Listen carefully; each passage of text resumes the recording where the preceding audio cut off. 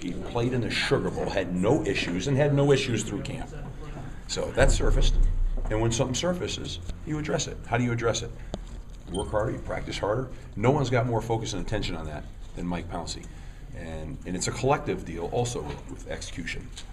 You know, those things weren't all Mike Pouncey, okay? So let's get that clear.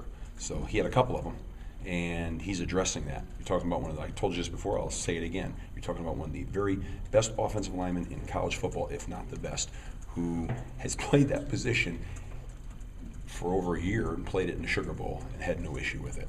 Okay, so that's not an issue. The issue was that he had a couple times where the ball was wet in his hand and slipped out of his hand, okay? And he's just the kind of guy that wants to be the best at what he does, and he's got his total focus and total concentration, as you would expect a guy of his caliber to have, because he wants to be at absolutely his best. So I'm not the least bit concerned about Mike Pouncey, not even a little. Urban said that you guys are going to try some different things to keep that ball dry. What were some of the things y'all thinking about? Well, I mean, it's just, making sure he's got a towel, making sure that, his hands are as dry as possible, making sure he has, he can make sure he has that ball as dry. But, I mean, I don't want to, make any of that more than it needs to be. I mean, bottom line is, we had a couple issues in there.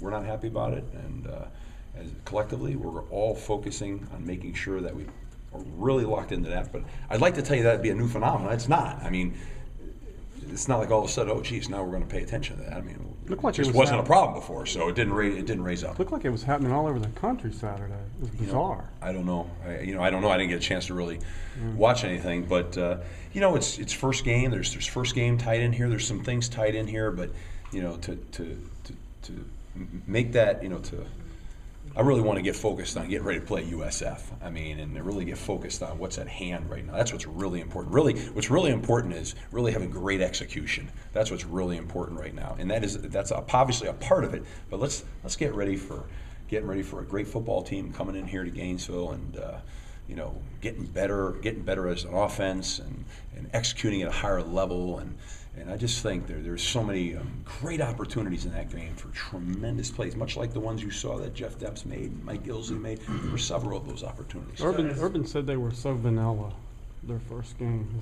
How does that hurt you as far as trying to see what they do? Yeah, I mean, obviously, you don't really know. You got a new staff that has one game, and it's very vanilla. So to sit here and say like exactly what's going to happen in that game plan, I can't tell you that. I don't know that, because there's obviously no tape on that to really verify anything. So you're preparing, and those are a lot of times what happens in early games. That's why sometimes early games are funky, because early games, you can get things that you didn't necessarily prepare for. I mean, that goes for everybody and on both sides of the ball. So that's a very much a byproduct of early games. Once you get into game 3 and 4, that thing starts to settle down just a little bit. And especially when you're dealing with a new staff and a new program, obviously it's compounded there, and so it is what it is. I mean, Coach, along those lines.